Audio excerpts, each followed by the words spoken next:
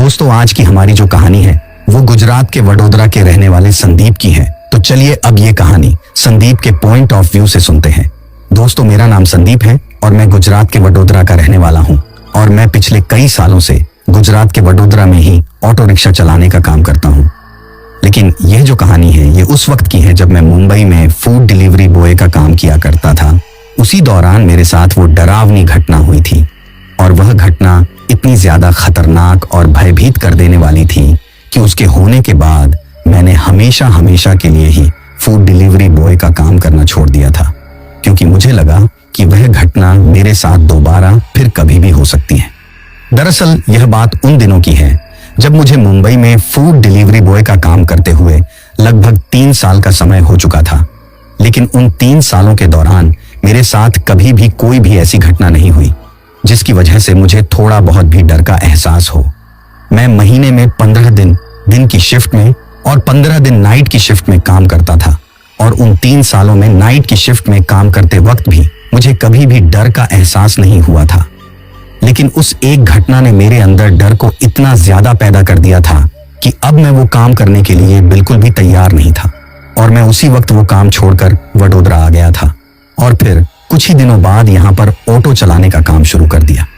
अब जैसा कि आप जानते हैं कि जब लोग ऑनलाइन खाना ऑर्डर करते हैं तो हम डिलीवरी बॉय को उनका खाना लेकर उनके दिए हुए एड्रेस पर जाना पड़ता है और उस दिन भी शाम के वक्त एक ऑर्डर आता है और मुझे उस ऑर्डर को डिलीवर करके आने को कहा जाता है। क्योंकि उस वक्त तक शाम के 5 ही बजे थे और मेरी शिफ्ट 6 बजे खत्म होने वाली थी, तो ऐसे में मेरे पास 1 घंटा अभी भी बाकी था। तो मैंने भी सोचा कि चलो इस ऑर्डर को डिलीवर करके आ ही जाते हैं। तभी मैंने उस ऑर्डर को लिया और मेरे मोबाइल में जो एड्रेस दिखा रहा था उस लोकेशन को ट्रेस करते हुए मैं उस जगह पर वो खाना देने के लिए पहुंच जाता हूँ। अब जब मैं उस जगह पर वो खाना देने के लिए पहुंचता हूँ तो मैं देखता हूँ कि वह एक बहुत बड़ा अपार्टमेंट है जिसमें कई सारे फ्लैट्स हैं और उन्हीं में से एक फ्लैट था जिसका नंबर 401 था और इस फ्लैट के अंदर जाकर मुझे उस खाने को डिलीवर करके आना था। इसीलिए मैं अपनी बाइक को साइड में लगाकर फटाफट सीढ़ियों से ऊपर जाने लगता हूँ, क्योंकि वो फ्लैट 4थे माले पर था। अब जैसे ही मैं उस फ्लैट नंबर 401 के सामने पहुंचता हूँ तो मुझे उसका दरवाजा बंद दिखाई देता है। तभी मैंने डोरबेल बजाई, लेकिन मेरे डोरबेल बजाने के बाद भी काफी देर तक किसी ने दरवाजा नहीं खोला। तब मैंने एक बार फिर से डोरबेल बजाई और इस बार मैं लगातार 2-3 बार उस डोरबेल को बजाता जा रहा था, क्योंकि मुझे वापस जाने की भी जल्दी थी। अभी मैं उस डोरबेल को बजा ही रहा था कि तभी अचानक किसी ने दरवाजा खोला और जब वह दरवाजा पूरी तरह खुल गया तो मुझे मेरे सामने एक बूढ़ी औरत दिखाई देती है और वह दरवाजा खोलते ही मेरे ऊपर चिल्लाती है कि क्या है, थोड़ी बहुत भी सब्र नहीं है क्या तुम लोगों को? हम फूड डिलीवरी बॉय के साथ अक्सर लोग ऐसा ही व्यवहार करते हैं। तो मुझे उस बूढ़ी औरत की वह बात कुछ ज्यादा अजीब नहीं लगती है और उसके बाद मैं उससे कहता हूँ कि ये आपका खाने का ऑर्डर है। तो वो मुझसे कहती है कि ठीक है, अंदर आ जाओ। लेकिन मैं उससे कहता हूं कि माता जी आप यहीं पर पैसे लेकर आ जाइए, मुझे जरा जल्दी है।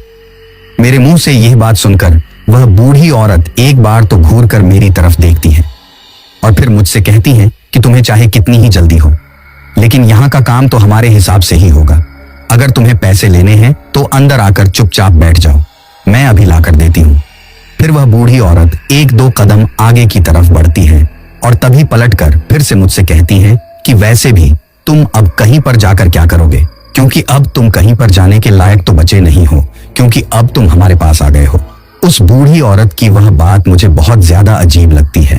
मैं मेरे मन ही मन में सोचता हूँ कि आखिर यह बूढ़ी औरत मुझे ऐसा क्यों कह रही है। तभी मैं उससे पूछता हूँ कि माता जी आपकी बात का मतलब मैं जरा समझा नहीं। तो वो मुझसे कहती है कि अभी थोड़ी देर में तुमको सब कुछ समझ में आ जाएगा, चुपचाप अंदर आकर बैठो। तभी मैंने सोचा कि शायद ये बूढ़ी औरत दिमाग से थोड़ी बहुत सटियाई हुई है और तभी ऐसी बहकी बहकी बातें कर रही है। इसके बाद वह बुद्धि औरत अंदर पैसे लाने के लिए चली जाती है और मैं भी थोड़ा अंदर जाकर सोफे पर बैठ जाता हूँ। अभी मैं सोफे पर बैठा ही था कि तभी उस फ्लैट का जो मेन दरवाजा था वह धीरे धीरे अपने आप ही बंद हो गया था और जब वह बंद हुआ तो उसके बंद होने की आवाज को सुनकर मैंने एक बार मेरी नजरों को उस दरवाजे की तरफ घुमाया तो मैंने सोचा कि यह दरवाजा अपने आप ही कैसे बंद हो गया। फिर मैंने सोचा कि शायद हवा की वजह से ऐसा हो गया होगा, लेकिन जब मैंने महसूस किया तो वहां पर हवा भी इतनी ज्यादा नहीं चल रही थी कि उसकी वजह से वह इतना बड़ा दरवाजा अपने आप ही बंद हो जाए। लेकिन इन सभी बातों को नजरअंदाज करके अब मैं उस बूढ़ी औरत का इंतजार करने लगता हूँ। मुझे वैसे भी इन चीजों पर ज्यादा ध्यान देकर करना भी क्या था। मुझे तो सिर्फ अपने पैसे लेकर वहां से निकलना था। अभी मैं वहां पर बैठा बैठा उस बूढ़ी औरत का इंतजार कर ही रहा था। तभी मैंने उस फ्लैट के अंदर चारों तरफ अपनी नजरों को घुमाया, लेकिन उस पूरे फ्लैट में मुझे उस बूढ़ी औरत के अलावा कोई भी नहीं दिख रहा था। तब मैंने सोचा कि क्या इस इतने बड़े फ्लैट में यह बूढ़ी औरत अकेली ही रहती है। अभी मैं बैठा बैठा ऐसा सोच ही रहा था कि तभी मेरी यह सोच गलत साबित हो जाती है, क्योंकि अचानक से अंदर से एक छोटी लड़की निकल कर आती है, जिसने अपने हाथ में एक ट्रे पकड़ रखी थी और उस ट्रे पर एक पानी का गिलास रखा हुआ था, और वह मेरे पास आकर उस पानी के गिलास को मेरी तरफ करती है, लेकिन अपने मुंह से कुछ भी नहीं बोलती है। तभी मुझे भी थोड़ी प्यास लगी थी, इसीलिए मैं उस पानी के गिलास को उठाता हूँ और पानी पीने लगता हूँ। लेकिन जब मैं पानी पी रहा था तो वह लड़की अजीब तरीके से मुझे घूर रही थी। अभी मैंने गिलास से पूरा पानी पिया भी नहीं था कि तभी वह लड़की मेरे सामने रखी हुई टेबल पर उस ट्रे को रखती है और वापस अंदर चली जाती है। मैंने उस गिलास में से सिर्फ आधा पानी ही पिया था और बचे हुए पानी को मैंने गिलास में ही छोड़ दिया और उस गिलास को उस ट्रे के ऊपर वापस रख दिया। अब मैं बैठा बैठा उस बूढ़ी औरत का इंतजार कर रहा था।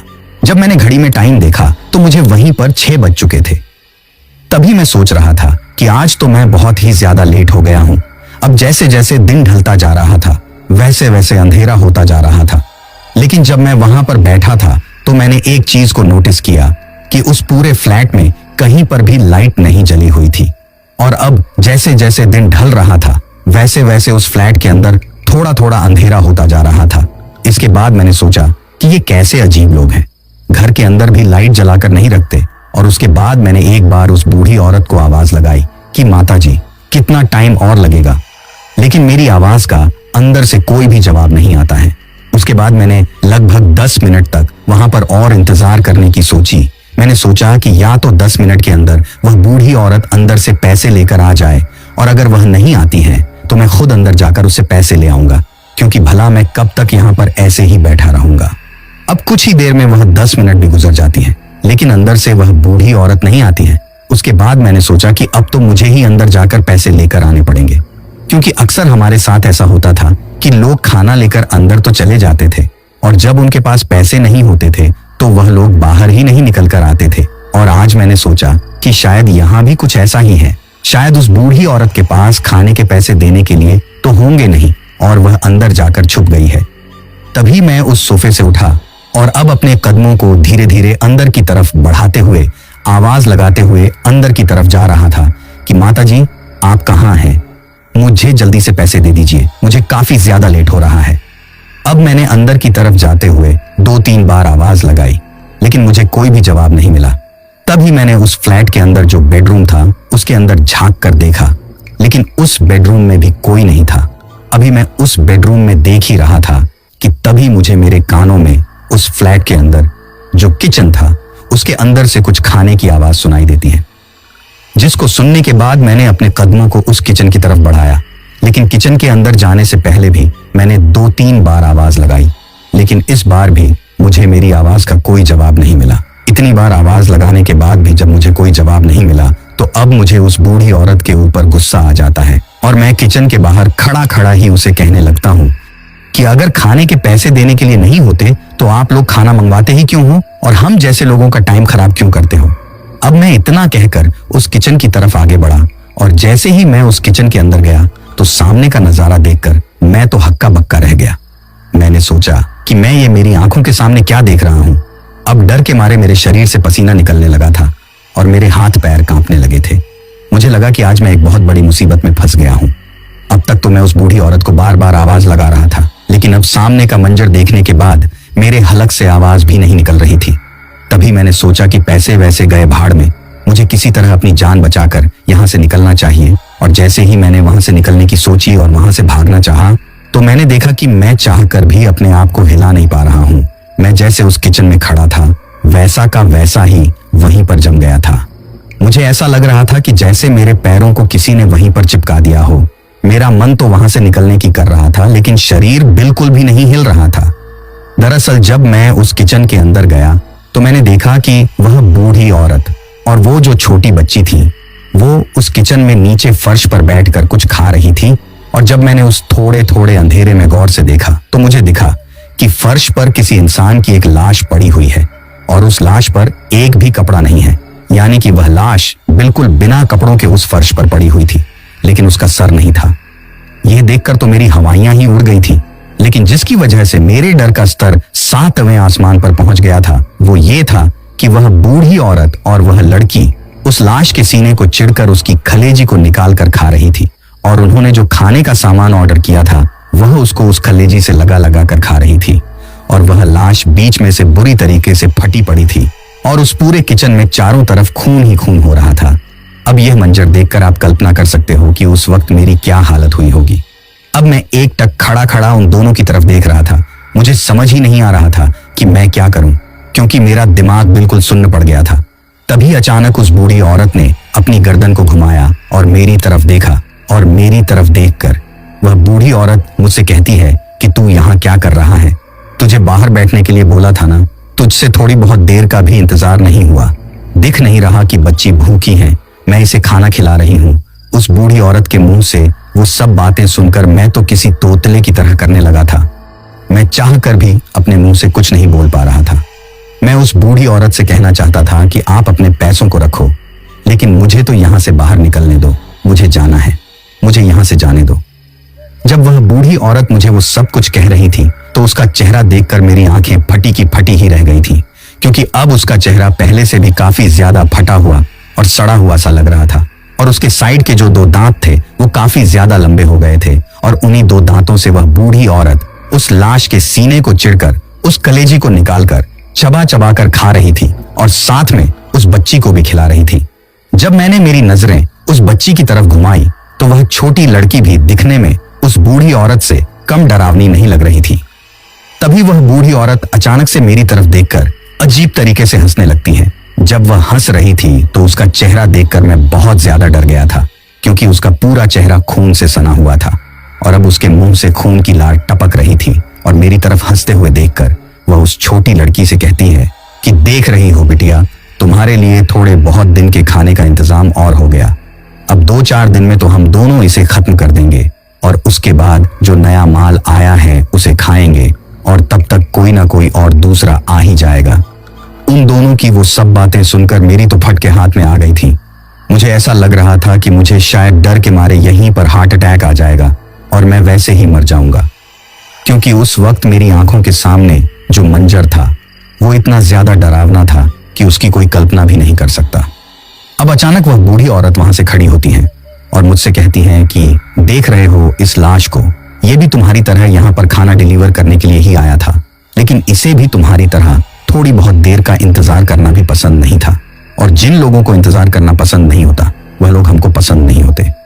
इसी वजह से हमने इसका ऐसा हाल कर दिया है, और आज तुमने भी यहाँ पर आकर बहुत बड़ी गलती कर दी है।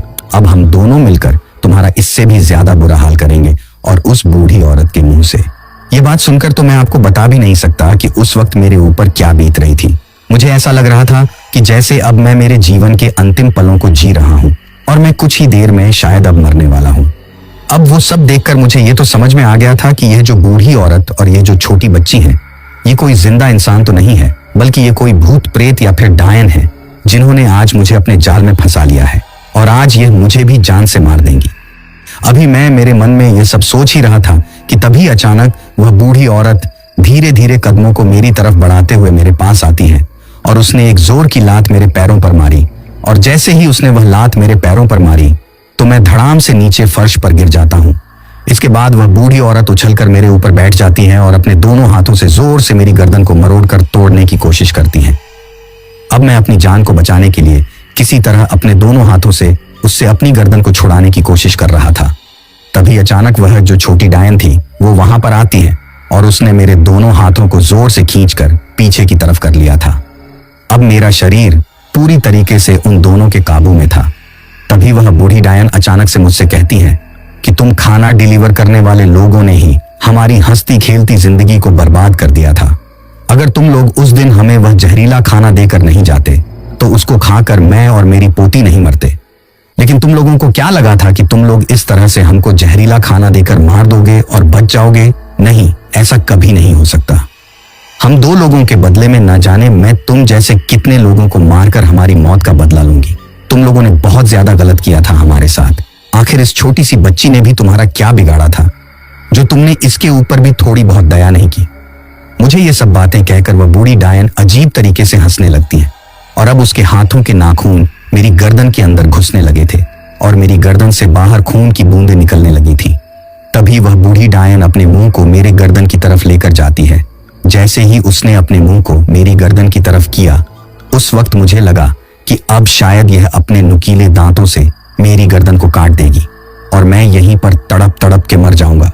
लेकिन उस बूढ़ी डायन ने उस वक्त मेरी गर्दन को नहीं काटा, बल्कि उसके नाखून लगने की वजह से जो मेरी गर्दन से खून निकल रहा था, उसने अपनी जीभ से उस खून को चाटा और मेरे खून को चाटकर वो मुझसे कहती है कि तेरा खून तो सबसे ज्यादा मीठा है, इस बार हमें इसमें मिलाने के लिए कुछ भी अलग से नहीं मंगवाना पड़ेगा। और मुझसे इतना कहकर वह फिर से अजीब तरीके से हंसने लगती है। अब हंसते हंसते ही धीरे धीरे अचानक उसके साइड के वह 2 दांत और भी ज्यादा लंबे होने लगते हैं और अब मुझे ऐसा लग रहा था कि जैसे इन लंबे दांतों से ही ये डायन मुझे मारेगी। इसके बाद हुआ भी कुछ ऐसा ही। उसने जैसे ही अपने मुंह को मेरी तरफ बढ़ाया और अपने दांतों को मेरी गर्दन पर छुपाकर मुझे मारना चाहा, तभी अचानक वह पूरा फ्लैट हनुमान चालीसा से गूंजने लगता है और उसके बीच बीच में जोर जोर से जय श्री राम के नारे भी लग रहे थे और उस हनुमान चालीसा के साथ साथ वह पूरा फ्लैट वाइब्रेट हो रहा था। ऐसा लग रहा था कि जैसे कोई बहुत ही भारी आवाज उस फ्लैट के अंदर गूंज रही हो और अब वहां पर जोर जोर से भगवान राम और हनुमान के भजनों की आवाज गूंज रही थी। जैसे ही उस फ्लैट में भगवान राम और हनुमान के भजनों की वह आवाज गूंजने लगती है तो उस चुड़ैल ने अपने हाथों को मेरी गर्दन से हटाकर अपने दोनों कानों पर लगा लिया और जोर जोर से अपने कानों को दबाने लगी और अजीब तरीके से चिल्लाने लगी। इसके साथ ही उस छोटी डायन ने भी मेरे दोनों हाथों को छोड़ दिया था और वह भी अपने हाथों से अपने कानों को दबा रही थी और वह दोनों अजीब तरीके से वहां पर चिल्ला रही थी। अब वह डायन मेरे ऊपर से उठकर अपने दोनों कानों को जोर से दबाते हुए अजीब तरीके से विलाप करने लगी थी। तभी मैंने उस फर्श पर पड़े पड़े अपने आप से कहा कि अरे संदीप किस चीज का इंतजार कर रहा है? ये शायद कोई भगवान का ही करिश्मा है जिसने तुझे अपनी जान बचाने का एक मौका दिया है। अब चुपचाप उठ यहां से और भाग। उसके बाद मैंने वहां से उठना चाहा, लेकिन उस वक्त मुझे ऐसा महसूस हुआ कि जैसे मेरे पूरे शरीर से मेरी ऊर्जा ही निकल गई हो और इसके साथ ही अब मेरी गर्दन पर उस डायन के नाखून लगने की वजह से जो खून निकल रहा था, वहां पर काफी ज्यादा दर्द और जलन हो रही थी। अब मैं अपने आप को वहां से निकालने की कोशिश कर रहा था, लेकिन मैं बहुत ही ज्यादा थका हुआ महसूस कर रहा था। तभी मैंने अपने पूरे शरीर का जोर लगाया और मैं वहां से उठकर उस फ्लैट के बाहर किसी तरह आ जाता हूँ। लेकिन जब मैं उस फ्लैट से बाहर आ रहा था तो मेरी नजरें एक बार के लिए उस सोफे के सामने टेबल पर रखे हुए गिलास पर जाती हैं जिसमें मैंने पानी पिया था। जब मैंने उस गिलास को देखा तो उस गिलास में पानी नहीं बल्कि खून था, जिसे देखकर मैंने सोचा कि इसका मतलब इन लोगों ने मुझे पानी नहीं बल्कि खून पिलाया था और वो खून शायद उसी लाश का था जो आधी कटी हुई उस किचन में पड़ी थी। जैसी ही मेरे दिमाग में ये बात आती है तो मुझे वहीं पर उल्टी करने का बहुत तेज मन करता है। इसके साथ ही जब मैं उस फ्लैट से अपनी जान बचाकर बाहर निकल रहा था तो एक बार तो वह बूढ़ी डायन मेरा पीछा करते हुए उस फ्लैट के दरवाजे तक आती है और मेरी तरफ हाथ बढ़ाकर जोर से चिल्लाती है कि नहीं, तुम इस तरह हमारे हाथों से बचकर नहीं जा सकते। अभी उसने ऐसा बोला ही था और तभी फिर से वहां पर एक जय श्री राम का नारा गूंजता है और जैसे ही वह नारा गूंजता है तो उस चुड़ैल ने जो हाथ मेरी तरफ बढ़ा रखा था उसने उस हाथ को अपने कान पर लगाया और उसके कान से उस वक्त खून बहने लगा था। अब मैंने सोचा कि यहाँ रुकना बिल्कुल भी खतरे से खाली नहीं है, मुझे जितना जल्दी हो सके यहाँ से निकलना होगा। और अब मैं बदहवास होकर उस फ्लैट से निकलकर नीचे की तरफ सीढ़ियों पर फटाफट नीचे उतर रहा था। जब मैंने नीचे आकर देखा तो वहां पर एक बहुत बड़ा डीजे था जिसमें वो भगवान राम और हनुमान के गाने बज रहे थे। तभी मैंने वहां पर देखा कि उस सोसाइटी के लोगों ने वहां पर भगवा रैली का आयोजन किया था और इसी वजह से वहां पर वह डीजे बज रहा था जिसमें रीमिक्स में भगवान राम और हनुमान के गाने बज रहे थे और बीच बीच में जोर से बहुत तेज बेस और वाइब्रेशन के साथ जय श्री राम का नारा भी लग रहा था और आज इस नारे की आवाज की वजह से मेरी जान बच गई थी। तभी मैंने वहीं पर हाथ जोड़कर भगवान का शुक्रिया किया और अपनी बाइक को लेकर तुरंत वहां से निकल गया। उस घटना की बात जैसे ही मैंने मेरे घर वालों को बताई तो उन्होंने मुझसे कहा कि तुम आज की आज ही उस काम को छोड़कर घर आ जाओ और उसके बाद मैं हमेशा हमेशा के लिए उस काम को छोड़कर अपने घर आ गया और कुछ दिनों तक तो मैं अपने घर ही बैठा रहा। क्योंकि उस घटना का मेरे दिमाग पर काफी ज्यादा असर हो गया था और मैं कुछ दिनों तक डिप्रेशन में चला गया था। लेकिन अब मैं यहीं पर वडोदरा में ही ऑटो चलाता हूँ। तो दोस्तों, ये थी हमारी आज की कहानी। कहानी आपको कैसी लगी कमेंट बॉक्स में कमेंट करके जरूर बताना। फिलहाल चलता हूँ। बस आप अपना और अपने परिवार का ख्याल रखें और अगर अभी तक भी चैनल को सब्सक्राइब नहीं किया है तो कृपया करके चैनल को सब्सक्राइब कर लीजिए। आपका ये छोटा सा सहयोग हमें आपके लिए ऐसी ही कहानियां लाने के लिए प्रोत्साहित करता है।